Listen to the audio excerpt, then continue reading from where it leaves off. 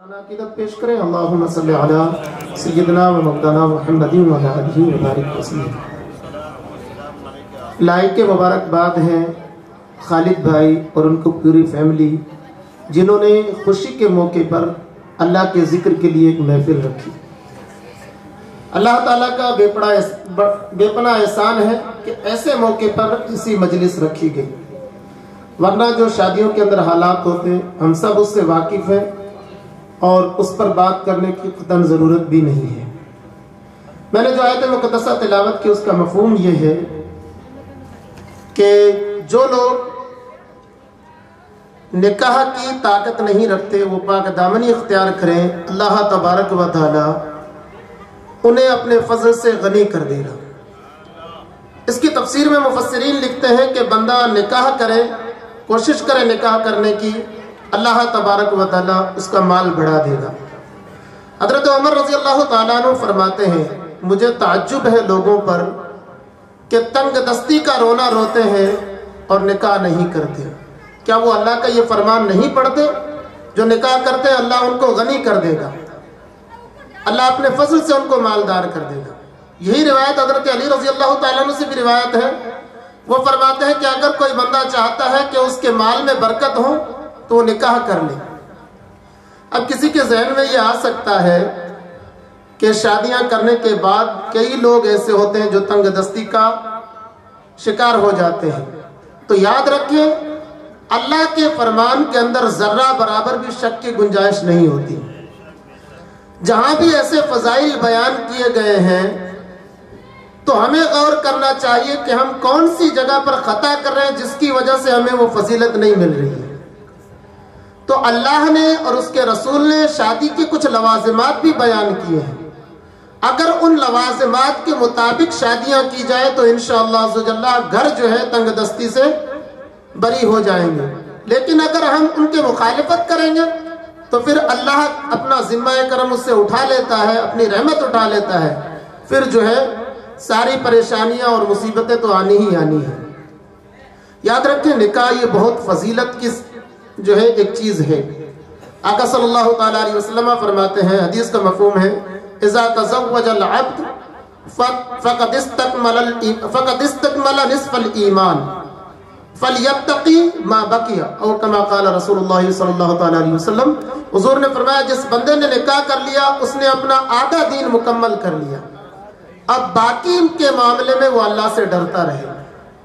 اور یہ نکاح حضور صلی اللہ علیہ وسلم نے فرمایا کہ نکاح میری سنت ہے، اور جو میری سنت سے اعراض کرے منہ موڑے فلیس منی، وہ ہم میں سے نہیں ہے۔ اللہ تبارک و تعالیٰ نے جتنے بھی انبیاء کرام آئے سب کو جو ہے شادی کا حکم دیا۔ قرآن پاک میں خود اللہ فرماتا وَلَقَدْ أَرْسَلْنَا رُسُلًا مِّن قَبْلِكَ وَجَعَلْنَا لَهُمْ أَزْوَاجًا وَذُرِّيَّةً۔ ہم نے جتنے بھی تم سے پہلے رسول بھیجے ہم نے ان کے لیے بیویاں اور اولادیں بنائی۔ حضرت عیسیٰ علیہ السلام شادی سے پہلے دنیا سے آسمان کی طرف اٹھا لیے گئے، اس کے علاوہ تقریباً انبیاء کرام نے شادی کی ہے۔ ہمارے مذہب کے اندر شادی نہ کرنا یہ جو ہے خلاف اولا ہے۔ اب اس کی الگ الگ صورتیں، کہیں جو ہے واجب ہو جاتا ہے شادی کرنا، کہیں جو ہے فرض ہو جاتا ہے شادی کرنا۔ اگر بندے کو یہ یقین ہے کہ میں گناہوں میں پڑ جاؤں گا تو یہ فرض ہے شادی کرنا۔ اگر بندے کو گمان ہے کہ گناہوں میں پڑوں گا، ظن گمان غالب ہے، تو پھر واجب ہے شادی کرنا۔ اور اگر بندے کو یہ لگتا ہے کہ میں ادا نہیں کر پاؤں گا خرچے پورے، تب وہ شادی نہ کرے، اور یقین ہے کہ میں نہیں کر پاؤں گا تو پھر اس کو شادی نہ کرنا واجب ہے، وہ ایسی صورت میں روزے رکھے۔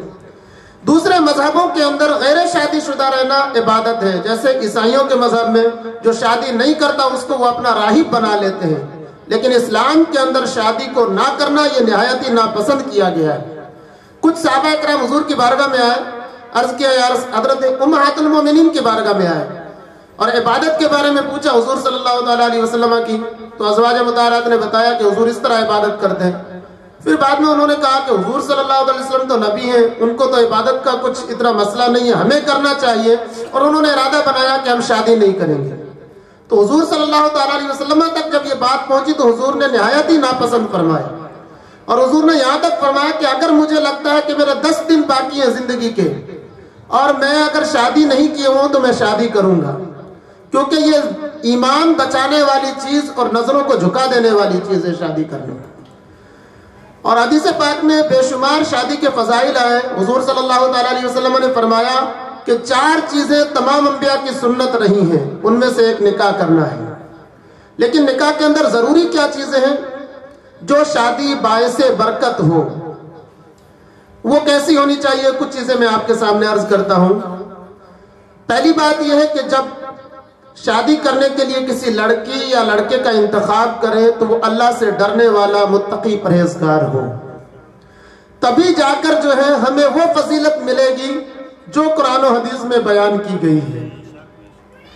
ایک واقعہ میں حضرت عمر کا عرض کرتا ہوں۔ حضرت عمر رضی اللہ تعالیٰ عنہ کے ایک بیٹے کے لیے، غالباً ان کا نام ابو بکر تھا، حضرت عمر رضی اللہ تعالیٰ عنہ اپنے بیٹے کے لیے رشتے کے متلاشی تھے کہ بہترین رشتہ مل جائے تو اس کی شادی کر دی جائے۔ آپ ایک مرتبہ رات کو گشت لگا رہے تھے پورے مدینے کے اندر۔ جب آپ خلیفہ تھے تو راتوں کو گشت لگاتے کہ کوئی اگر پریشان حال ہے تو اس کا مداوع کیا جائے۔ اور حضرت عمر نے احکام الہیہ کو سختی سے نافذ کر رکھا تھا۔ تو آپ کا ایک گزر ہوا ایک ایسے گھر سے جو دودھ کا کام کرتے تھے، یعنی دودھ بیچا کرتے تھے، جسے اپنے زمانے میں گجر کہتے ہیں۔ تو ان کا دودھ کا کاروبار تھا۔ ماں بیٹی ایک ہی تھی، دو ہی تھی گھر کے اندر۔ ماں کہہ رہی تھی کہ بیٹا دودھ کم ہے، اس میں تھوڑا پانی ملا دو اور پھر جو ہے اس کو بیچ دیتے ہیں۔ تو بیٹی نے کہا اماں خلیفہ کا حکم ہے کہ کاروبار کے اندر ذرہ برابر بھی خیانت نہیں کر سکتے۔ تو ماں نے کہا کہ رات کے اس پہر میں کون سا خلیفہ آنے والا ہے، آپ ایسا کر لیں۔ تو کہا کہ خلیفہ نہیں آ سکتا، لیکن اللہ جانتا ہے، اور خلیفہ کے حکم کی نافرمانی کرنا یا اللہ کی نافرمانی کرنا ہے، میں ایسا نہیں کر سکتی۔ جب یہ بات حضرت عمر نے سنی تو حضرت عمر رضی اللہ تعالیٰ عنہ نے اس گھر کو اپنے ذہن میں بٹھایا اور گھر چلے گئے۔ صبح اپنے بیٹے کو بلایا اور کہا کہ میں نے تیرے لیے ایک رشتہ دیکھا، اگر تجھے پسند ہو تو انہوں نے کہا کہ آپ جیسے چاہیں ویسے کر دیں، میں آپ کی رضا میں راضی ہوں۔ تو حضرت عمر نے ان ماں بیٹی کو بلایا اور ماں کو کہا کہ اگر رات تو ایسا کرتی تو میں تجھے ضرور سزا دیتا، اور پھر ان سے اپنے بیٹے کے لیے رشتہ مانگ لیا۔ اور حضرت عمر بن عبدالعزیز رضی اللہ تعالیٰ عنہ جو پیدا ہوئے وہ انہی کی نسل سے پیدا ہوئے تھے۔ جب مائیں ایسی تقوی و پرہیزگاری اختیار کرنے والی ہوتی ہیں تو پھر اللہ تبارک و تعالی حضرت عمر بن عبدالعزیز جیسوں کو پیدا کرتے ہیں۔ جو خلافت بنو امیہ کا جب دور شروع ہوتا ہے تو ایک ظلم بربریت کا دور شروع ہوتا ہے، لیکن جب حضرت عمر بن عبدالعزیز کا زمانہ آتا ہے تو واپس وہی خلافت راشدہ کا دور وہ یاد دلا دیتے ہیں۔ حضرت عمر بن عبدالعزیز انہی عورت کے نسل سے تھے۔ اسی طریقے سے ایک واقعہ اور حضرت ام سلیم رضی اللہ تعالیٰ عنہ کا آپ نے نام سنا ہوگا۔ یہ حضرت انس بن مالک کی والدہ تھی۔ یہ حضرت ابو طلحہ کے نکاح میں تھی۔ روایتوں کے اندر آتا ہے کہ ان کے تقوی کی وجہ سے اللہ تبارک و تعالیٰ نے دنیا کو علم حدیث اور علم قرآن دیا ہے۔ حضرت ام سلیم رضی اللہ تعالیٰ عنہ کا واقعہ بخاری اور مسلم دونوں کے اندر موجود ہے۔ نہایت ہی صابرہ تھی۔ حضرت طلحہ خود فرماتے ہیں کہ اگر حضور نے مجھے جنتی ہونے کی بشارت دی ہے تو ام سلیم کی وجہ سے ہے۔ جب بیویاں ایسی ہوتی ہیں تو پھر بندہ عبادت کی طرف جو ہے زیادہ مائل ہوتا ہے۔ حضرت ام سلیم اور حضرت ابو طلحہ کا ایسا واقعہ ہے کہ آپ کا ایک لڑکا ہوا، آپ کا ایک لڑکا تھا، وہ بیمار ہو گیا۔ حضرت ابو طلحہ جو ہے دن میں کام پر چلے گئے، بچہ پیچھے انتقال کر گیا۔ اب انتقال، یہ بخاری اور مسلم دونوں کے اندر یہ حدیث موجود ہے۔ بچہ انتقال کر گیا تو حضرت ام سلیم نے سوچا کہ پورے دن ابو طلحہ جو ہے گھر کا کام کر کے گھر کے لیے کام کر کے شام کو آئیں گے تو تھکے ہوں گے، تو اس لیے ان کو یہ واقعہ نہ بتایا جائے۔ آپ نے جو ہے بچے کو ایک کونے میں لٹا دیا، بچے کی لاش کو، اور اس کے بعد گھر میں کھانا تیار کیا اور معمول کے مطابق سارے معاملات رکھے۔ حضرت ابو طلحہ آئے، پوچھا کہ بچے کی طبیعت کیسی ہے؟ تو حضرت ام سلیم کہتی ہے کہ بچہ سکون پا گیا، یعنی انتقال کر کے ہمیشہ کے لیے سکون پا گیا۔ آپ کا کہنے کا مقصد یہ تھا۔ اور حضرت طلحہ نے یہ سمجھا کہ بچہ صحت یاب ہو گیا ہے۔ اب بالکل بھی حضرت ام سلیم نے ظاہر نہیں ہونے دیا، یہاں تک کہ رات کو دونوں میاں بیوی نے ہم بستری بھی کی۔ جب صبح فجر کا وقت ہوا اس وقت حضرت ام سلیم کہتی ہیں حضرت طلحہ سے، اے طلحہ بتاؤ کہ اگر کسی بندے کے پاس کوئی امانت رکھی ہوئی ہو اور جب اس کو واپس لیا جائے تو کیا خوشی خوشی دینا چاہیے یا پھر جو ہے اس میں بندے کو آہو بکا کرنی چاہیے؟ حضرت طلحہ نے کہا خوشی خوشی واپس دینا چاہیے۔ تو کہا اللہ کی امانت تھی ہمارے پاس ہمارا بچہ، اور وہ اللہ نے واپس لے لیا۔ حضرت طلحہ یہ بات سنتے ہی کہا ویحک، تیرے لیے خرابی ہو، تو نے مجھے رات کو کیوں نہیں بتایا؟ میرے گھر میں میرے بچے کی لاش تھی اور میں اس طریقے سے گھر میں رہا۔ اور پھر فوراً اٹھے حضور کی بارگاہ میں گئے۔ حضور نے فرمایا کہ کیا تم نے رات ہم بستری بھی کی؟ کہا جی یا رسول اللہ صلی اللہ علیہ وسلم۔ حضور نے جب حضرت ام سلیم کے صبر کا واقعہ سنا تو حضور کی جو ہے چہرہ مبارک کھل گیا اور آپ کا چہرہ اس طریقے سے چمک رہا تھا جیسے چودھویں کا چاند۔ حضور نے ہاتھ اٹھایا اور دعا کی اللہم بارک لہما، اے اللہ ان کے لیے برکت دے۔ پھر اسی عمل سے بچہ پیدا ہوا۔ جب پیدا ہوا حضرت ام سلیم نے حضرت طلحہ کو کہا کہ اسے حضور کی بارگاہ میں لے کر جائے۔ حضور کی بارگاہ میں لے کے ساتھ میں کچھ کھجوریں بھی دی تو حضور صلی اللہ تعالیٰ علیہ وسلم نے وہ کھجوریں چبا کر ان کے منہ میں ڈالی اور حضور صلی اللہ تعالیٰ علیہ وسلم نے ان کا نام عبداللہ رکھا۔ محدثین کہتے ہیں کہ اس عبداللہ سے 9 لڑکے پیدا ہوئے جو بہت بڑے محدث بنے اور اس زمانے میں دین کا انہوں نے کام کیا۔ تو یہ جو ہے اگر متقی پرہیزگار خوف خدا رکھنے والی عورت ہو تو پھر اس طریقے سے نسلیں جو ہے روشناس ہوتی ہیں۔ تو سب سے پہلی چیز یہ ہے کہ شادی کرنے سے پہلے رشتہ اچھا دیکھیں، اس کے بعد شادی کریں۔ عورت تقوی اختیار کرنے والی ہو، خوف خدا والی ہو۔ دوسری چیز یہ کہ آج کل ہمارے معاشرے کے اندر یہ ہوتا ہے، یاد رکھیں اسلام جو ہے زبردستی کا لا اکراہ فی الدین، دین میں کوئی زبردستی نہیں ہے۔ ہمارے یہاں یہ ہوتا ہے کہ بچیوں سے پوچھا بھی نہیں جاتا، کئی علاقوں کے اندر، ہر جگہ نہیں، بچیوں سے پوچھا نہیں جاتا اور شادی کر دی جاتی ہے۔ بچیوں کی رضامندی ہوتی ہے یا نہیں ہوتی ہے؟ قرآن میں اللہ نے صاف طور پر فرمایا یا ایھا الذین آمنوا لا یحل لکم ان ترثوا النساء، اے ایمان والو تمہارے لیے حلال نہیں ہے کہ تم عورتوں کے وارث بن جاؤ۔ ان کی رضامندی ہونا بھی ضروری ہے اس چیز کے اندر، رضامندی سے ان کی شادی کی جائے۔ اسی طرح بچے سے بھی رضامندی لی جائے اور اس کے بعد اس کی شادی کی جائے۔ زبردستی جو ہے شادی کرنا یہ منع ہے، اور یہ اصل جو ہے شادی کے منافع ہیں اس کے بھی خلاف ہے۔ تو اس لیے اس چیز کا جو ہے احتیاط کیا جائے۔ پھر جو ہے شادی کے اندر جو اصل چیزیں ہوتی ہیں وہ ایک گواہ کا ہونا، ایجاب و قبول کا ہونا اور مہر کا ہونا، یہ 3 چیزیں ہیں۔ گواہ 2 یہ فرض ہیں، گواہ اگر نہیں ہے نکاح کے اندر تو یہ نکاح ہوگا ہی نہیں، 2 گواہ کا ہونا ضروری ہے نکاح کے اندر۔ ایجاب کہتے ہیں جو پہلے کہے کہ میں شادی کرتا ہوں، چاہے وہ لڑکی کہے یا لڑکا کہے، اس کو ایجاب کہتے ہیں، اور بعد والے کے قول کو قبول کہتے ہیں۔ اگر 2 گواہوں کی موجودگی میں ماں باپ کی رضامندی سے لڑکا لڑکی آپس میں ایجاب و قبول کر لیں یہ نکاح ہو جاتا ہے۔ مہر اس کے اندر ضروری ہے، مہر بھی شرط ہے۔ مہر اگر کوئی نہیں رکھتا، مسند امام احمد بن حنبل کی حدیث ہے کہ اگر کسی بندے نے نکاح کیا اس وقت مہر کا ذکر کر دیا لیکن اس کی نیت نہیں ہے کہ میں مہر دوں گا تو یہ اس نے زنا کا کام کیا، اور وہ اسی حالت میں مر گیا، مہر ادا نہیں کیا اور اسی نیت کے ساتھ مر گیا تو وہ زانی مرا۔ تو مہر ادا کرنا یہ بہت ضروری ہے۔ قرآن پاک میں اللہ فرماتا ہے آتو صدقاتہن نحلا، خوشی خوشی عورتوں کا مہر دے دو۔ آج کل ہمارے معاشرے کے اندر لاکھوں روپے خرچ کیے جا سکتے ہیں شادی کے لیے، لیکن بچیوں کو مہر دیتے ہوئے ہمیں جو ہے بڑی تنگی محسوس ہوتی ہے۔ یاد رکھیں یہ مہر دینا یہ اسلام نے ضروری کہا، اور حضور نے قرآن میں اللہ فرماتا ہے خوشی خوشی ان کو مہر دے دو۔ اب مہر ہوتا کتنا ہے؟ زیادہ کی کوئی تعداد نہیں ہے، جتنا دینا چاہیں دے دیں۔ قرآن پاک میں اللہ تبارک تعالیٰ نے فرمایا فَاسْتَمْتَعْتُمْ بِهِنَّ فَآتُوهُنَّ أُجُورَهُنَّ، ان کو ان کا جو ہے مہر دے دو۔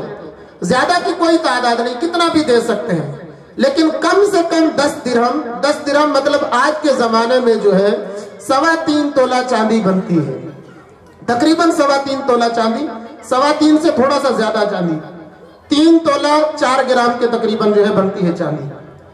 یہ اتنا یا تو چاندی دے دیں یا اس کی قیمت دے دیں، یہ دینا فرض ہے۔ اگر کسی بندے نے یہ نہیں دیا تو یہ قرض ہے ایک طور پہ. اب بندہ دنیا سے چلا جاتا ہے تو اس کی جائیداد میں سے اس کا یہ قرض اتارا جائے.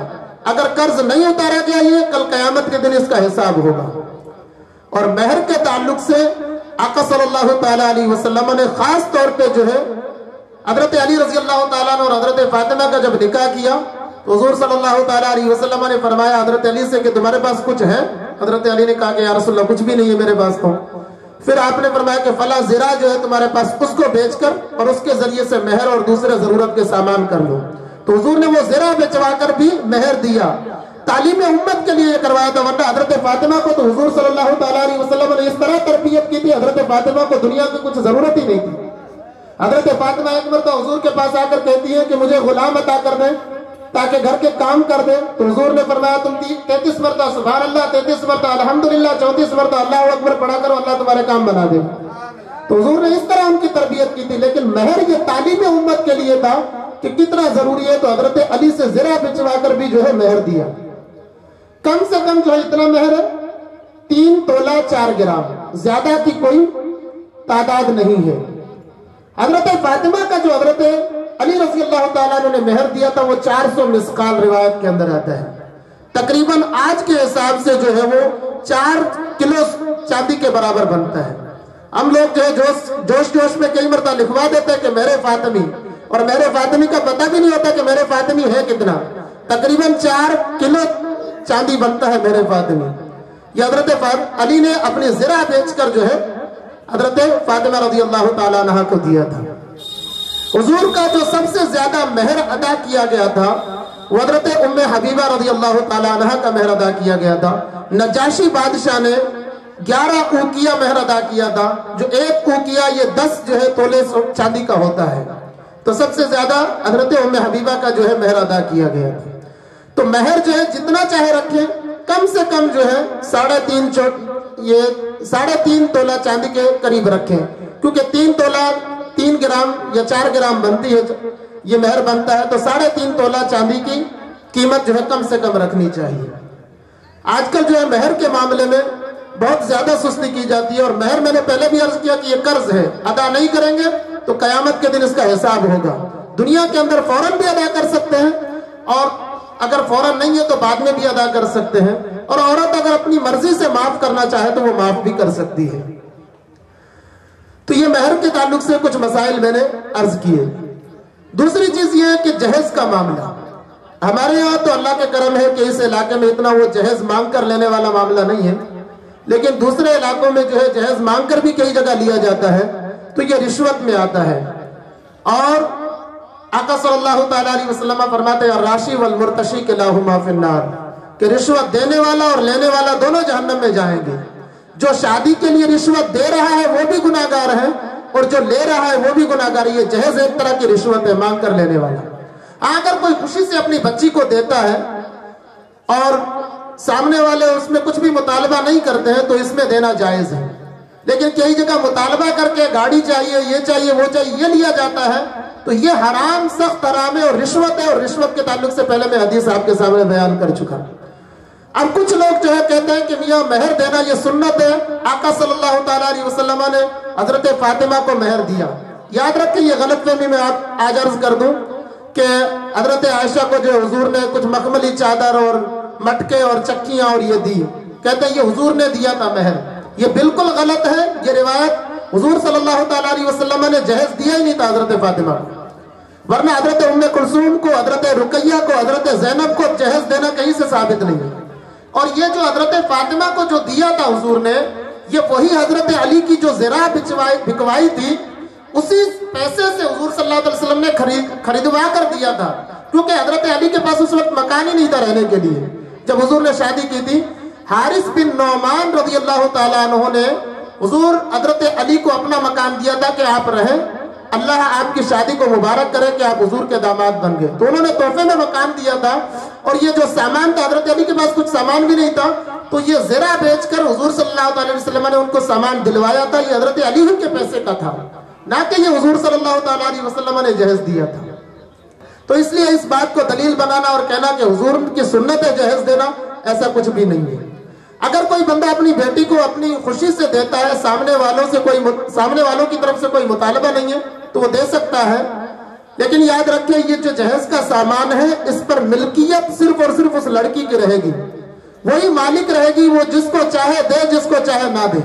سسرال والوں کا اس پر کوئی حق نہیں ہوتا کہ وہ زبردستی اس مال کو اپنے قبضے میں لے۔ اگر عورت چاہتی ہے کہ میں نہیں دوں گی تو وہ اس پر زبردستی نہیں کر سکتے، کیونکہ عورت اس کی مالک ہے۔ اور اگر کوئی بندہ لیتا ہے جبرن تو یہ جو ہے ناحق مال لینے کے گناہ میں مرتکب ہوگا اور ظلم کے مرتکب ہوگا۔ تو اس لیے ان چیزوں کو بغور پڑھا جائے، بغور سمجھا جائے۔ یہ چھوٹی چھوٹی چیزیں جو ہمیں لگتی ہیں چھوٹی، لیکن اللہ تبارک و تعالیٰ کی بارگاہ میں یہ بہت بڑی ہوتی ہے۔ اسی طریقے سے نکاح کے اندر ہم کہتے ہیں کہ نکاح باعث برکت کیوں نہیں ہوتی؟ آقا صلی اللہ تعالیٰ علیہ وسلم نے فرمایا سب سے بابرکت نکاح وہ ہے جس میں خرچے کم ہوں۔ آج ہم خود سوچیں کہ ہم کتنے خرچے کرتے ہیں اور اس کے بعد کہتے ہیں ہمارے نکاح کے اندر برکت نہیں، تو کیسے برکت ہوگی؟ حضور نے خود نے فرما دیا کہ سب سے بابرکت نکاح ہی وہی ہے جس کے اندر خرچے کم ہوں۔ اور حضور نے خود نے نکاح کا جو طریقہ تعلیم فرمایا کہ اعلنوا ھذا النکاح، کہ اس نکاح کا اعلان کر دو اور نکاحوں کو مسجدوں میں کرو۔ حضور صلی اللہ علیہ وسلم نے تو آسان طریقہ یہ بتایا، اور ساتھ میں یہ بھی فرما دیا کہ بابرکت نکاح وہ ہے جو سب سے کم خرچے پر کیا جائے۔ آج جو ہمارے نکاح ہوتے ہیں ان کے اندر بے پناہ گناہ ہوتے ہیں۔ ایک چیز لے لے کہ کھانے کے معاملات الگ، طرح طرح کے کھانے بنائے جاتے ہیں اور ان کھانوں کو پھر کس طریقے سے برباد کیا جاتا ہے۔ قرآن پاک میں اللہ صاف طور پر فرماتا ہے ان المبذرین کانوا اخوان الشیاطین، کہ فضول خرچی کرنے والے شیطانوں کے بھائی ہیں۔ وَقَانَ الشَّيْطَانُ لِرَبِّهِ كَفُورًا، اور شیطان اپنے رب کا بڑا ہی نافرمان ہے۔ تو جب شیطان کی پیروی کریں گے، قرآن پاک میں اللہ نے صاف طور پر فرمایا کہ شیطانی گروہ ہمیشہ نقصان میں رہتا ہے، اور جو شیطان کا بھائی ہوگا وہ شیطان کے گروہ میں ہوگا۔ اور حضور نے فرمایا کہ اللہ کا گروہ جو ہے ہمیشہ کامیاب رہتا ہے۔ تو اس لیے شادیوں کے اندر جو پھر یہ کھانے بنائے جاتے ہیں تو سودی قرض لے کر بنائے جاتے ہیں کئی جگہ۔ تو سودی قرض کے تعلق سے حضور صلی اللہ علیہ وسلم نے صاف طور پر فرمایا، قرآن میں اللہ نے فرمایا کہ اگر سود کا معاملہ کرو تو اللہ اور اس کے رسول سے اللہ نے جنگ کر دو۔ اور حدیث میں حضور نے فرمایا اللہ کی لعنت ہے ان لوگوں پر، سود لینے والے پر، دینے والے پر، لکھنے والے پر، گواہ بننے والے پر، ہر طریقے 10 لوگوں پر لعنت فرمائی سود کے معاملے میں۔ اب آپ خود فرمائیں کہ اللہ کی لعنت اور رحمت دونوں ایک جگہ کیسے اکٹھی ہوں گی؟ جب ہم شادیوں کے اندر سود پر پیسے لے کر اتنے بڑے خرچے کریں گے تو وہاں تو اللہ کی لعنت آئی ہے، اور لعنت کی جگہ سے تو اللہ نے دور رہنے کا کہا ہے۔ حضور صلی اللہ علیہ وسلم خود فرماتے ہیں لعنت کی جگہ سے دور رہنے کا کہا گیا ہے، تو پھر اللہ کی رحمت وہاں کیسے آئے گی؟ یہ تو ایک گناہ ہے سود پر پیسہ لینا، اس کے علاوہ گانے باجے جو ہوتے ہیں وہ بھی لعنت ہے، اس کے علاوہ عورتوں اور مردوں کا اختلاط، بے پردگیاں اور ایذائے مسلم، راتوں کو ہم ڈی جے چالو کر کے چھوڑ دیتے ہیں، کتنے بیمار ہوتے ہیں جو سو نہیں پاتے، کتنے بچے ہوتے ہیں جو ماں باپ کو پریشان کرتے ہیں، یہ ایذائے مسلم، کئی لعنتیں ایک جگہ اکٹھی ہوتی ہیں اس کے اندر، اور پھر کہتے ہیں کہ ہماری جو ہے شادیاں بابرکت نہیں ہوتی ہیں۔ شادیاں بابرکت ہوگی کیسے؟ یاد رکھیں اللہ تعالیٰ کی نافرمانی کے اندر کبھی بھی جو ہے برکت نہیں ہوتی ہے۔ اور صاف طور پر مجھے یاد آتا ہے بہادر شاہ ظفر کا وہ شعر، ظفر اسے آدمی نہ جانیے گا اگرچہ ہو صاحب فہم و ذکا، جسے عیش میں یاد خدا نہ رہی جسے تیش میں خوف خدا نہ رہا۔ اگر شادیوں کے موقع پر ہمیں خدا کی یاد نہیں ہے اور خدا کا خوف نہیں ہے اور ہم گناہوں کے اندر یہ شادیاں کرتے ہیں تو پھر کبھی بھی اللہ تبارک تعالیٰ ہمیں کامیاب نہیں کرے گا۔ وہ شادیاں اسی طرح ٹوٹتی رہیں گی اور اسی طرح بے سکونیاں ہمارے اندر پائی جائیں گی۔ اگر اللہ تعالیٰ کی یاد میں سب کچھ کیا جائے، حضور صلی اللہ تعالیٰ علیہ وسلم حضرت عبداللہ ابن عباس سے فرماتے ہیں یا غلام تعرف الی اللہ فی الرخاء یعرفک فی الشدہ، خوشی کے دنوں میں تو اللہ کو یاد رکھ، پریشانی کے دنوں میں اللہ تجھے یاد رکھے گا۔ ایک جگہ فرمایا خوشی کے دنوں میں اللہ کو یاد رکھ، پریشانی کے دنوں میں اللہ تیرے سامنے ہوگا۔ جب ہم خوشیوں کے اندر شیطانی کام کریں گے، شیطان کی فرما برداریاں کریں گے اور پھر غموں کے اندر اللہ کو یاد کریں گے تو پھر کہاں سے یہ مسلمانوں کا شیوا ہے؟ یہ تو کافروں کا شیوا ہے۔ قرآن پاک میں اللہ تعالیٰ نے صاف طور پر فرمایا فَإِذَا مَسَّ الْإِنسَانَ ضُرٌّ دَعَانَا لِجَنبِهِ أَوْ قَاعِدًا أَوْ قَائِمًا فَلَمَّا كَشَفْنَا عَنْهُ ضُرَّهُ مَرَّ كَأَن لَّمْ يَدْعُنَا إِلَىٰ ضُرٍّ مَسَّهُ، کہ جب مشکل پڑتی ہے تو اس وقت کھڑے لیٹے اللہ کو یاد کرتے ہیں، اور جب مشکل ہٹ جاتی ہے تو پھر ایسے ہو جاتے ہیں جب کبھی ان کو جیسے کہ ان کو کبھی مصیبت پہنچی ہی نہیں. تو یہ ہمارا شیوا نہیں ہے, ہماری علامت نہیں ہے, یہ غیروں کی علامت ہے. اور آج کل ہمارے اندر یہی چیزیں پائی جا رہی ہیں, اسی وجہ سے ہم تباہ و برباد ہو رہے ہیں. یاد رکھیں, اللہ نے صاف طور پر قرآن میں کہا ان الذین یحادون اللہ ورسولہ کبتوا کما کبت الذین من قبلہم, کہ جو بھی اللہ اور اس کے رسول کی مخالفت کرتے ہیں وہ ذلیل کیے جاتے ہیں جیسا کہ ان سے پہلے والے ذلیل کیے گئے. صاف طور پر اللہ نے قرآن پاک میں فرما دیا. تو اس لیے ان چیزوں سے پرہیز کریں اور اللہ کا خوف ہمیشہ رکھیں. خوشی کے دنوں میں بھی اور غمی کے دنوں میں بھی اللہ کو یاد رکھیں, اور اس کے بعد دیکھیں کہ ہماری زندگی کس طرح تبدیل ہوتی ہے. قرآن پاک میں جگہ جگہ پر اللہ تبارک و تعالیٰ نے فرمایا اس کے تعلق سے وَلَا تَهِنُوا وَلَا تَحْزَنُوا وَأَنْتُمُ الْأَعْلَوْنَ إِن كُنتُم مُؤْمِنِينَ. کمزور نہ پڑو, دم زدہ نہ ہو, بلندیاں تمہارے ہی لیے اگر تم مومن بن جاؤ. ایک جگہ فرمایا وَلَوْ قَاتَلَكُمُ الَّذِينَ كَفَرُوا لَوَلَّوُا الْأَدْبَارَ, کہ تم سے جو بھی نافرمان ٹکرائے گا وہ پیٹ پھیر کر بھاگے گا اور اپنا کسی کو مددگار بھی نہ پائے گا. یہ اللہ کا طریقہ ہے. اللہ فرماتا سنت اللہ, اللہ کا یہ طریقہ ہے, لیکن شرط یہ کہ ہم پہلے ویسے بنے جیسے اللہ چاہتا ہے, اور اس کے بعد انشاءاللہ ہماری دعائیں بھی قبول ہوگی, ہماری زندگیوں کے اندر سکون بھی آئے گا. لیکن اگر اس طریقے سے ہماری روشیں رہی تو پھر جو ہے اسی طریقے سے ہم روتے رہیں گے اور دعائیں بھی قبول نہیں ہوگی, کیونکہ خوشی کے دنوں میں تو ہم شیطان کو راضی کرتے ہیں, اور جب غمی پڑتی ہے تو اس وقت اللہ کی بارگاہ میں آتے ہیں. اس وقت تو اللہ کی بارگاہ میں وہ بھی آتا ہے جو اللہ کو نہیں مانتا.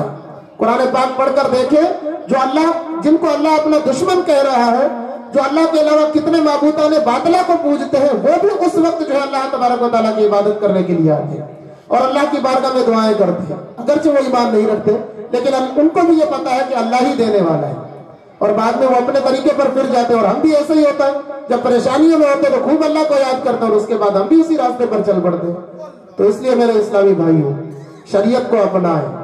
زندگی کا کچھ پتا نہیں, کس وقت کیا ہو جائے. ہمارے سامنے کتنے نوجوان ایسے ہنستے کھیلتے اور تھوڑی دیر بعد پتہ لگتا ہے کہ ان کو یہ بیماری لگ گئی.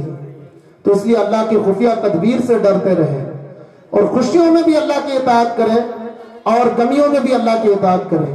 اور جب ایسے معاملات ہوں گے تو انشاءاللہ خود بھی سکون کے ساتھ جئیں گے اور ایمان کی حلاوت بھی محسوس کریں گے. اللہ تبارک و تعالی. دوسری چیز ہے, ہم شادیوں میں جو ہے بیٹیوں کے اتنا جو ہے خرچ کر دیتے ہیں, اور اس کے بعد جب معاملہ آتا ہے میراث کا, باپ کی دولت کا, اس وقت کہتے ہیں کہ تیری شادی میں اتنا پیسہ لگ گیا تو تجھے دولت میں سے کوئی حصہ نہیں ملے گا. یہ سب سے بڑی بیماری ہے ہمارے قوم کے اندر, مسلم معاشرے کے اندر. یاد رکھیں, اگر ہم اپنی بیٹیوں کا جو ہے میراث میں حصہ نہیں دیتے تو یہ ایک طرح سے ناحق مال کھانا ہے کسی کا, اور قیامت کے دن اس کے بارے میں سوال ہوگا. اعلیٰ حضرت رحمت اللہ تعالیٰ علیہ فرماتے ہیں کسی نے ایک پیسہ بھی اگر کسی کا کھایا ہے, کل قیامت کے دن 750 نمازیں باجماعت اس کی دینی ہوں گی اس کے بدلے کے اندر.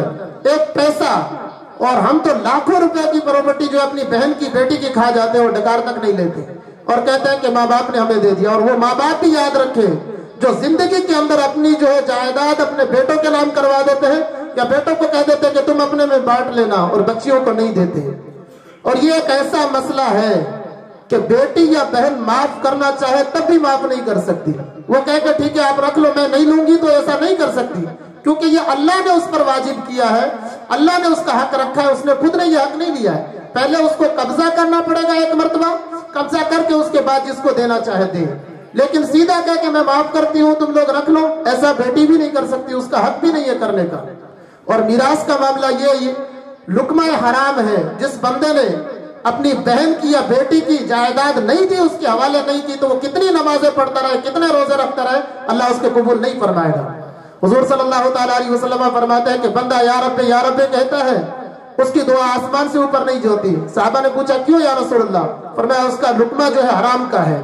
تو جب ہم کسی کا ناحق مال کھا رہے ہوتے ہیں تو پھر یہ لقمہ حرام کا ہے, اور وہ عبادتیں بھی جو حرام مال کھا کر اور عبادتیں کی جاتی وہ عبادتیں قابل قبول نہیں ہوتی.